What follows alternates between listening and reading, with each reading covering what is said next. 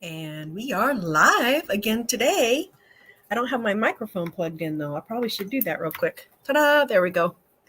That'll be easier to hear me. Okay, so hello. How is everybody? Thumbs up if you're doing good today. Thumbs up. It's always great to hear from you guys. I usually get messages afterwards, not during my my videos. It's almost like you guys are scared to talk during the videos. Don't worry, you won't throw me off. I get off topic on my own just fine. Anyway, it's Colleen with Preparedness Pro, your Preparedness Pro pop-in. And today we are going to discover a cheap and small way to prepare, because not everybody has, a couple acres and a 3,500 square foot home, or, lots of people to help out. Some people are living on their own. So we're going to talk about how we can get by with the bare bones of food and what the bare bones might be and what it might taste like. It's not going to be gourmet, folks. I'm sorry, I can't do that for you. I can give you the simplest form. I can give you some ideas, but it won't necessarily be gourmet. I don't have many recipes for it in my cookbook, I can tell you that. I need a few more supplies than 4 items. I'm going to give you 4 items that you can live off of for a year, and just 4 items. But first, I wanted to share with you a book that I've been reading because it keeps coming up in conversations on the other prepping sites. It's called, Herbal Antibiotics, Natural Alternatives for Treating Drug-Resistant Bacteria. It's by Stephen Bunner. He's also got a book on what to do with pine sap, which I thought was really interesting. I'm going to get that one next. And there was one more that I wanted to get from him. Oh, what was it? Let's see. Oh, here it is. Here's the page. Also on how to, he's got herbs for healing Lyme. I don't have Lyme, but I have friends that do. And then the lost language of plants, the ecological importance of plant medicines for life on Earth. Anyway, I thought you could tell when I'm enjoying a book, I always have the little tabs so that I can get to my highlighted areas easily. Anyway, it's teethy. It's not a novel. There's no love story, okay? Well, his love story anyway of herbs. There's the love story. But anyway, it's a good book. I recommend that you check it out. And of course, while you're checking out books, make sure you get Neanderthals in the Kitchen. It's still doing great, and I'm just tickled pink. I got my very first review yesterday, and the person said that they love it so far, and they've decided they're going to get it for all their kids for Christmas. So sorry, kids, that's what you're getting for Christmas. Anyway, I hope it's good. I keep tweaking it though. Don't get mad at me for saying this, but I'll find, like, I found a typo in the table of contents. There were like 4 numbers on one line. Instead of it being page 138, it was 138.5. And I'm like, oh my gosh. Anyway, I hate Word. I hate it. It's the devil. That's all I can say. It's the devil. Anywho, so I keep finding little things that bug me. That's what I do at 4 a.m. is I look over my manuscript again, see if there's anything else that I want to change.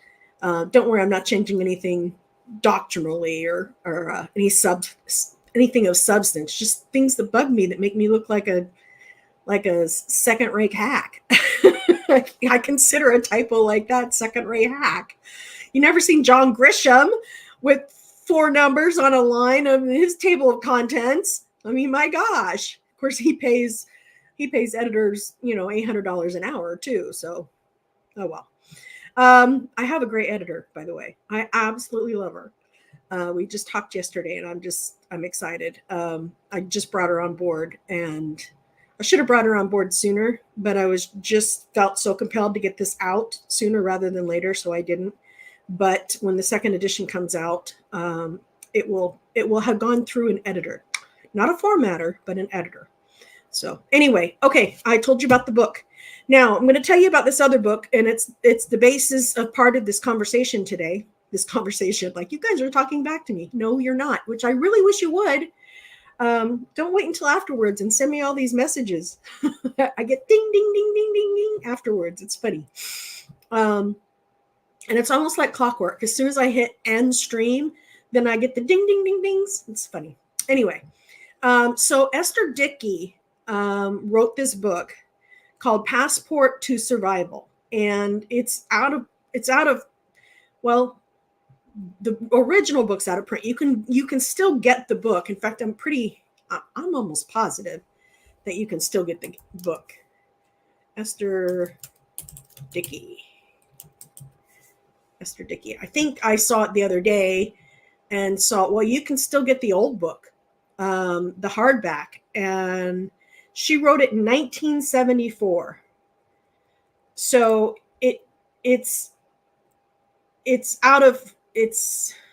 she rewrote it with Rita Bingham, who I love. The new Passport to Survival. I have not read that. That says 12 steps to self-sufficient living. And it doesn't look like it's the same thing. So I would get Passport to Survival just by Esther Dickey. I'm sure that the other book would be beneficial because I love Rita Bingham, and you combine Rita Bingham and Esther Dickey. Esther Dickey's like the original food storage expert. I mean, she's the kind of person that I fight against in terms of her philosophy. It's like, that's the kind of stuff that people freak out about, that they don't want to have in their food storage. They don't want to be stuck with, beans and rice and nothing else. Whereas I'm way the other side of the road here and going, no, we're going to have souffles and and stuff like that. But anyway, she's the OG of food storage. Somebody asked if I have recipes for household items in my new book. I do not. It's just food. The Neanderthals in the kitchen, I have a recipe for vinegar. That's a household item in my world. But I do not. I have focused on food. It's kitchen preparedness. And that's my jam. I won't do that again. Okay. So no, I don't. That's not my expertise. And besides, to be completely forthright, I use Norwex. I'm a Norwex girl, up and down and back and forth. So I use very few products. I clean with just water and my Norwex cloths, and I've got tons of Norwex cloths, and they suit me just fine. So I'm not really a household products kind of person. I know if I had to, I could make laundry detergent. I know that recipe by heart, but I don't have any household products. But thank you for asking, Sherry. I appreciate it. And thanks for thanking me for being on. I appreciate that too very much. Okay, so let's talk cheap and small. I know there's a joke there somewhere, but oh well. Okay, prepping cheaply and small. So we're going to go to Esther Dickey to look for this. There's 4 items. And those 4 items are whole grain. Now, she says wheat, but I know not everybody's, can have wheat. Some of you, if you can't have regular wheat, perhaps, and you should at least try it, you can have the einkorn wheat. And the einkorn wheat, if I'm saying it correctly, I've heard it said several different ways, so don't get on me afterwards and start, keyboard warrioring me. Einkhorn, einkorn. It has more of the enzymes in it, the original enzymes in it. So it's the whole part of it, and it hasn't been extracted. So I would think that when God created the whole, he created it to be used as the whole. When we start messing around with things, that's when it becomes difficult in our bodies. So just food for thought. Get it? Joke, pun, whatever. Anyway, so give yourself a shot at using that kind of wheat and see if you still have a problem with it. Unless you really have a strong aversion to gluten, and then I wouldn't even try it. But you should have some kind of whole grain. Now, what would that whole grain be? Spelt, and I talk about spelt in Neanderthals in the Kitchen. I even give you spelt recipes. I am in love with honey roasted spelt. I just have this big bag of it that I get from this Amish store, and I just eat it and eat it all the way home. I drive an hour and 40 minutes to get it. It's awesome. Teff is another one that you can do. I have a couple of recipes with teff, including, was it teff that I did the chocolate bundt cake with? Or was it teff bread that I did? I can't remember. Another one is amaranth. A lot of people think that's a weed, but it's in some states it's considered a noxious weed because if it gets into their grain, then they can't use the grain. So it can be problematic, but it's beautiful. It's this big feathery plume of grains, and just one plant can give you a pound of grain. It's very, very, very easy to grow, and it can be your best friend. It's great, and I've got recipes for amaranth and the Neanderthals in the Kitchen. It's a gold mine of nutrition as well. So is the spelt. So is teff. Can I just tell you my spell check when I was writing about spelt? it was like, I swear it was swearing at me. Like, would you stop trying to say spelt? There's no such word as spelt, lady. Anyway, it was funny. I had all these red lines in my document. It was funny. Anyway, let's see what else. Quinoa.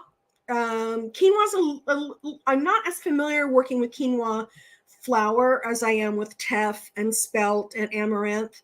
But you certainly can.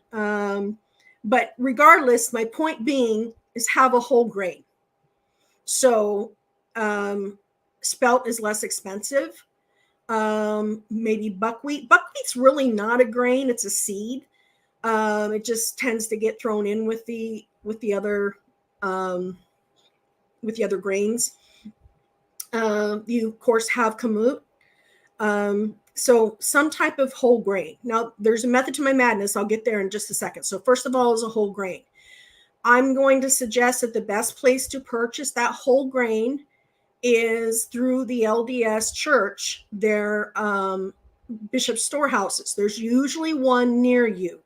You literally can just tell Google. Google's hip with this. You can tell Google nearest bishop storehouse, and it will pull up the nearest bishop storehouse. Now, it may be 300 miles away, so you don't have one near you, but usually you do. If you don't have one near you, then look up providentliving.org, and their shipping is only $5. It's something ridiculous. It's very low.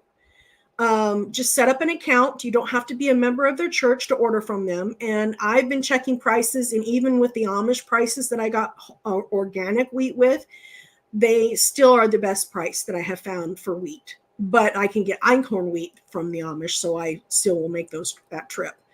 Anyway, so it's something for you to consider.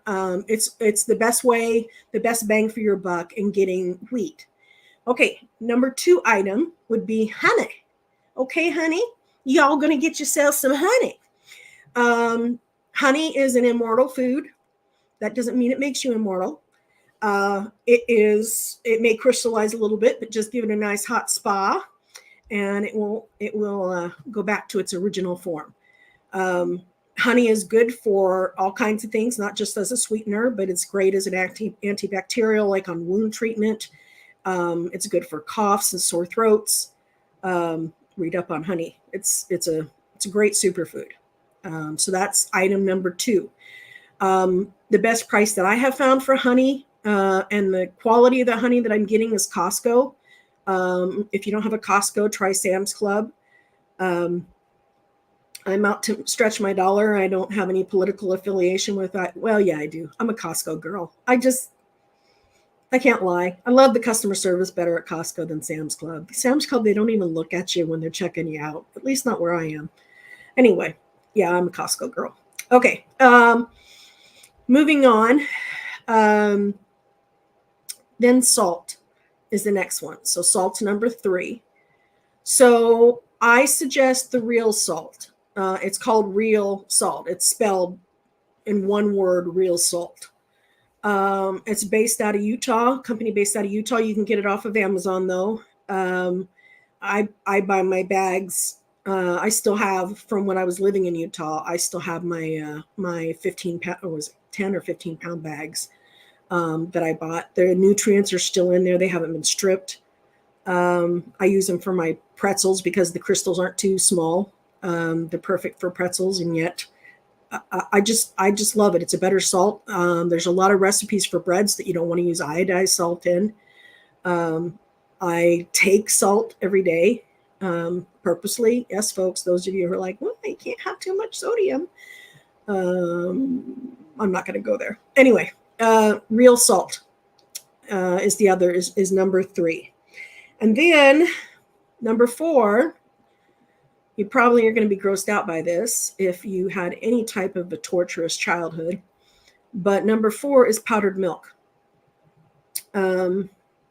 You can eat powdered milk raw if you had to.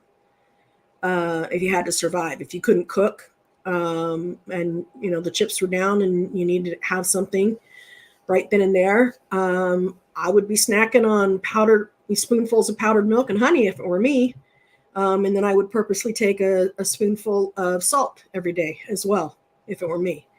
I just wrote an article that won't go up for a couple of weeks, but I just wrote an article about 30 some foods that you could have on hand that you could consume without cooking, that are good ideas. I mean, I'm not talking about chips and stuff like that. I'm talking about things that would be good for you and satisfying. I mean, Jell-O cups aren't good for you, but they're satisfying, and they're not all that terrible for you. But anyway, I am not a doctor, nor do I play one on TV, so I'll shut my mouth now on that topic. Okay. So moving on. So we've got powdered milk. The place I would suggest you get the powdered milk is also through the LDS church. So either go through the Bishop Storehouse that might be near you, or go to providentliving.org. And if anybody has a problem getting their account set up or anything like that, call them. They are so helpful. You'll get this sweet little old lady answering the phone, and she will just walk you through it, and you'll be so surprised that a sweet little old lady knows technology that well. Seriously, it's so great. Anyway, they will be happy to help you. Absolutely happy to help you.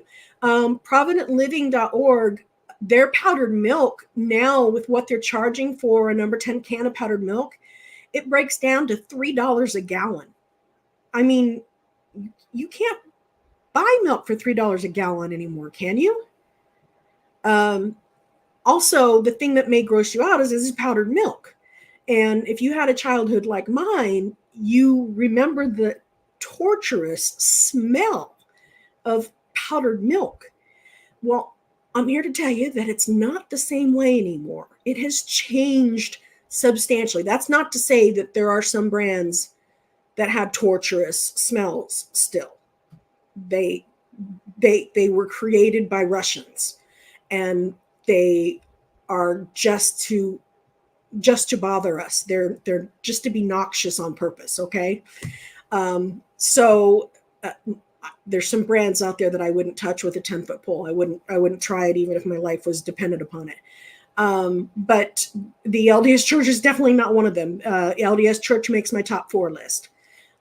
So I would definitely recommend that. It's $3 a gallon. You can't beat that.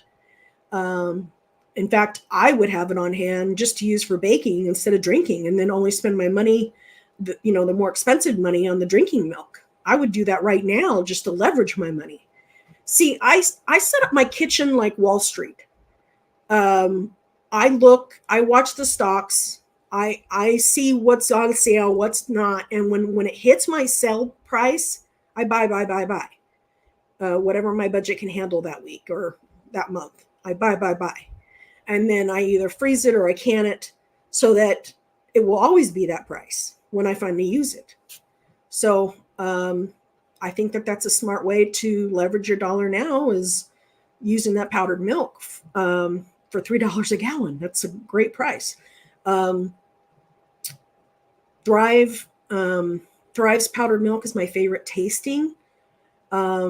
It was on sale, a wicked good sale, because it was overstocked. You may want to check.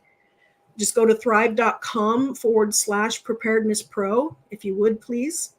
Look up the powdered milk, see if it's still on sale, overstock. I haven't looked for a few days, so my apologies in not knowing that ahead of time. Shame on me. Anyway, so here's your 4: honey, whole grain, powdered milk, and salt. There's a lot that you can do with those 4 items. If you get Esther Dickey's book, she has recipes in there what you can do with those 4 items. You're not making brownies out of those 4 items. But one of the things that you are making that I think will surprise you is wheat meat.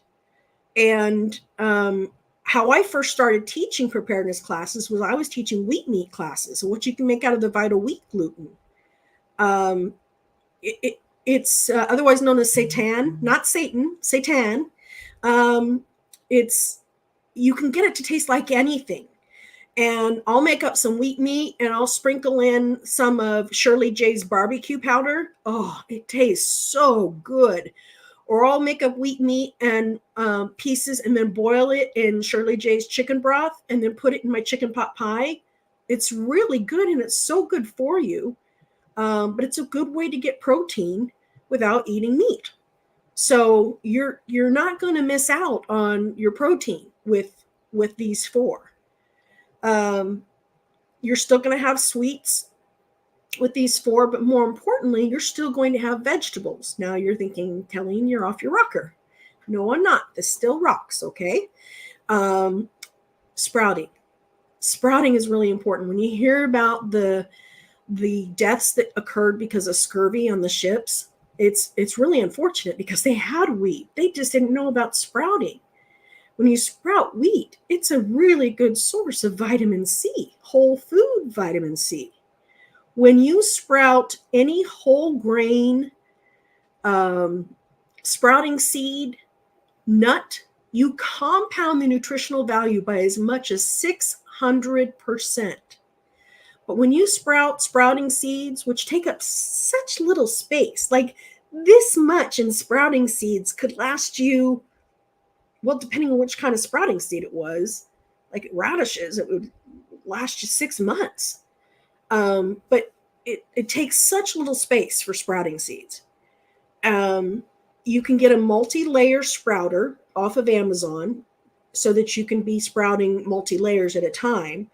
And that's your vegetables. And it doesn't take a lot of water. It takes very little water. I discovered this by accident because I accidentally grew some in a drain pipe in my basement. And there was no light. So, it does not take much light. It really doesn't take much light, just a little sprinkling of it. And it doesn't take much water at all. And you can grow sprouts. I talk about growing, how to sprout each of the grains that I've talked about, amaranth, teff, spelt, etc. In the book. Where do I like to get my sprouting seeds? I got them all the time in Utah. And I can't even remember where I got them in Utah because I got them by the bucket in Utah. But now I buy them at the local health food store and I get big bags off of Amazon. And I get big bags. I only replace what I use now because I literally have buckets of sprouting seeds. I've got enough vegetables to last me and a small army for a year. Just in sprouting. It's a fact. Now, I want to share with you a way that if things get bad, I want to share with you how I will be sprouting. And hopefully you can visualize what I'm talking about. Hopefully I can make it clear. I I have these 4-gallon buckets, and they fit down into each other, but they leave about this much space between each other, and they are opaque. And so what I do is I drill holes, tiny holes. I use the tiniest little bit that I have on my drill. I drill about 12 tiny holes in the bottom of the second bucket. And then I do that in a third bucket and a fourth bucket. And I do that 8 buckets high. Okay. Because that's as tall as my ceiling is that I can climb up the stairs and pour the water through. So then I lay paper towel down on each level except for the bottom bucket. And then I spread the sprouts on the paper towel, and then I stack my buckets up. So I have 8 levels of bucket size sprouter now. So then I pour the water from a pitcher down through the top bucket. And since it's opaque, it's getting enough sun, it's getting enough water because the water's running through each of those buckets. And then I'm collecting the water on the bottom bucket. So guess what? I get to recycle that water. I hope that's clear. But that's how I would sprout for the masses instead of just sprouting in that little tiny container or in a mason jar or something like that. I hope that makes sense. If it makes sense, Sherry, tell me it makes sense, please. Greta, tell me it makes sense. Anyway, that's how I would suggest sprouting for the masses, because sprouting, if you've got a family to feed and you've just got one of those little multi-level sprouters, that may not be enough. But I do have recipes for some really good sprout salads and dressing. It's all about the dressing, isn't it? In the cookbook that's coming out. So, okay. So one thing that I want to share with you is a lot of people are actually storing their grains. I'm not going to say wrong. There's a wiser way to store your grains than how most people are storing their grains. Sorry, somebody must be talking about me every time I'm on this video because my nose always itches. It may just be the fan that I have blowing, but okay. So I would ask that you rethink using oxygen absorbers in your grains. I know that a lot of people, they get their grains, they put it in a Mylar bag, they stuff an oxygen absorber in there, and they put it in a bucket and seal it up. The problem with that is they're killing their grain. Your grain is supposed to be living. It's the staff of life.